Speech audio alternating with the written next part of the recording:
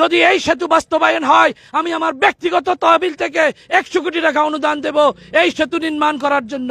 যদি সরকার, আমরা কোন রাজনৈতিক নেতা হওয়ার জন্য এইখানে আসি নাই, আমাদের কোনো রাজনৈতিক উদ্দেশ্য নাই, আমাদের ব্যক্তিগত কোনো স্বার্থ নাই। আমি সরকারের ঊর্ধ্বতন কর্তৃপক্ষকে বলেছি যদি সরকার এই সেতু বাস্তবায়নের পদক্ষেপ নেয় তাহলে আপনারা আমাদের সাথে আসুন, আপনারা আমাদের সাথে বসুন, আপনারা আমাদের সাথে কথা বলুন। সন্দ্বীপের যেই রেমিটেন্স যোদ্ধারা সমগ্র বাংলাদেশে বিগত 45 বছর বাংলাদেশের রেমিটেন্সে অগ্রণী ভূমিকা পালন করে এসেছে, তার সাথে আমি একজন রেমিটেন্স যোদ্ধা, আমি একজন প্রবাসী। আমি স্পষ্ট ভাষায় তখনও সরকারি ঊর্ধ্বতন কর্মকর্তাদেরকে বলেছি যদি এই সেতু বাস্তবায়ন হয় আমি আমার ব্যক্তিগত তহবিল থেকে 100 কোটি টাকা অনুদান দেব এই সেতু নির্মাণ করার জন্য। যদি সরকারের পক্ষ থেকে কেউ এখানে এসে আমার সাথে কথা বলতে চায় তাহলে আমি চাই সরকারের ঊর্ধ্বতন কর্মকর্তা আসুক, বসুক, আমরা তাদের সাথে কথা বলতে আমরা প্রস্তুত আছি সদা। ধন্যবাদ।